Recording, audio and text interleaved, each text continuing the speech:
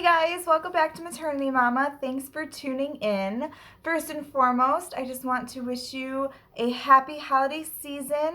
Merry Christmas, happy holidays.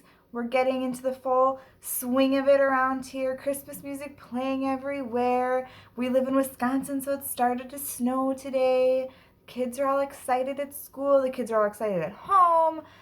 We are just loving and getting ready getting ready to celebrate Christmas, and really digging into all the holiday traditions. So in that spirit, I thought this week I might talk about some different ways that you can enjoy the holidays, particularly with this COVID season, right? We have the beautiful holiday season, then we have COVID on top of everything. So I came up with a list of 10 wonderful family activities that you can do during the holidays, and they are COVID approved. So let's dive into those.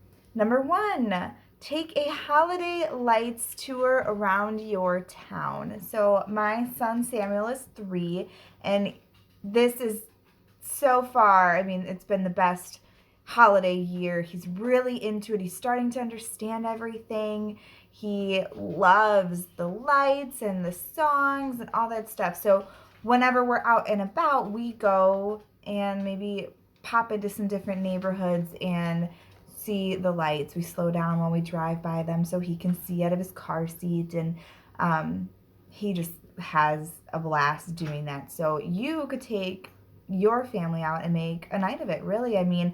Pack up some hot cocoa, get them in their jammies, ready to go, and take a look around your neighborhood. In our town, we have a street, it's 2 streets really, that it's called a Christmas lane.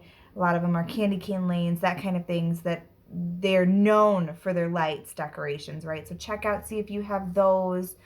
If not, just roam around your neighborhood and see what kind of cool lights displays you can find. If you know some drive-through areas that you can go through, there's also, some different hotels and resorts might do them. There's a resort about 25 minutes away from us that does a really cool Christmas lights display. So just make a night of it, take everything in, put on some Christmas music in the car, and just go and drive around looking for some holiday lights. Number 2, holiday movie night. What is better than movies? Nothing. We love movies here at our house. But is there anything really better than holiday movies? I can't think of anything. We love Christmas movies.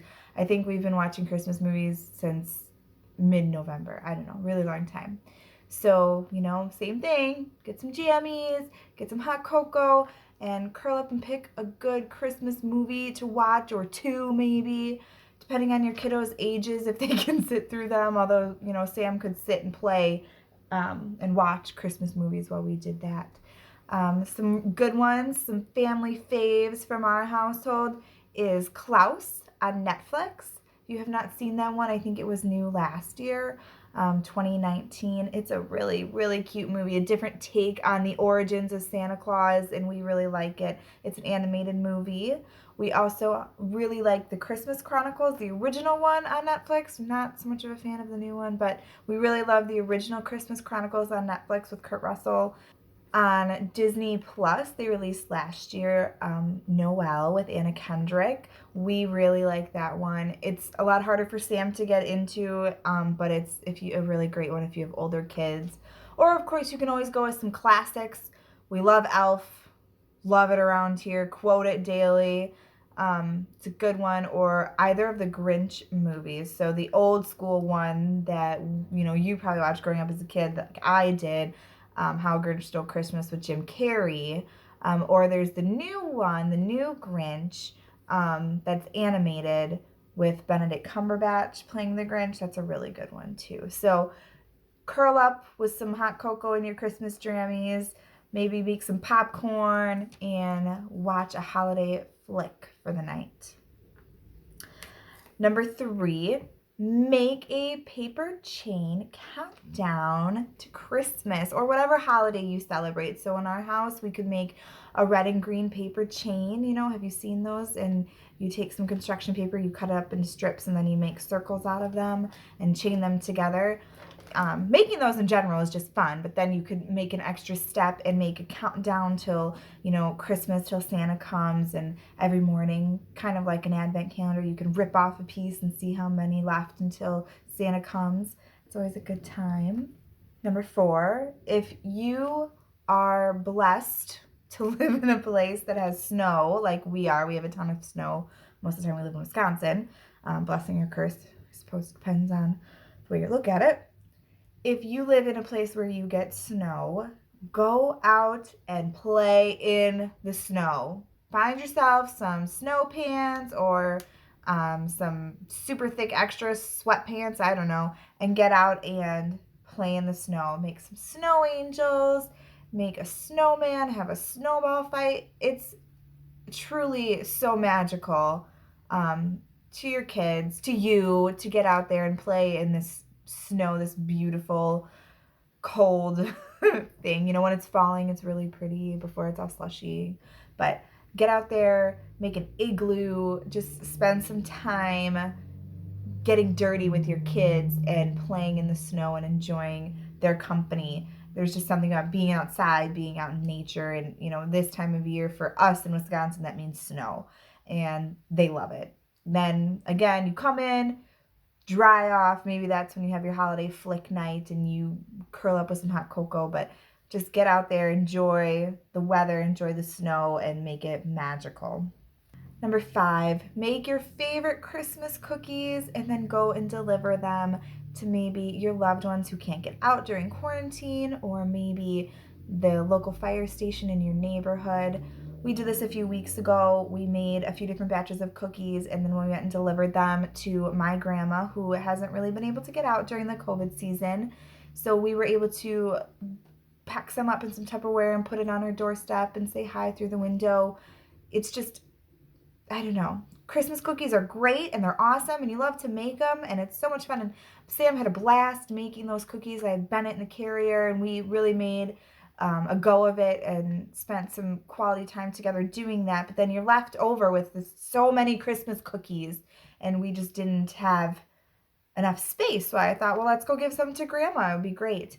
So you could give some to some loved ones, or your neighbors, or your local fire station or police department if you're able to do that. Number 6. If you haven't heard me talk about it before, I love the library. I think your local library is one of the best resources you have for so many different things. And in this case, during the season, it's your best resource for holiday books, of course. So we at the Granson household, we love books. We've got lots of books, but we can't always afford to buy more books. We can't always afford to give up space for more books either. So another great way we get in new books is we look up them at the library.